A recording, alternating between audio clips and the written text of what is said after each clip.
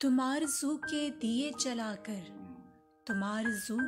دیے جلا کر خدا سے اچھی امید رکھنا، خزاں کے موسم کی رخصتی پہ بہار گل کی نوید رکھنا۔ وہ تیرا رب ہے وہ تیرا اپنا، اسی کو اپنا حبیب رکھنا۔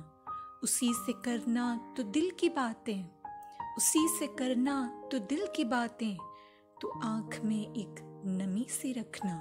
وہ تیرا رب ہے وہ تیرا آقا، اسی سے راز و نیاز کرنا۔ اسی سے غم کی کہانی کہنا، غموں کو دل میں نہا نہ رکھنا۔ رحیم ہے وہ کریم ہے وہ، رحیم ہے وہ کریم ہے وہ، تو رب کو اپنے عزیز رکھنا۔ ہے سانس سے بھی قریب تر وہ، اسی کو اپنے قریب رکھنا۔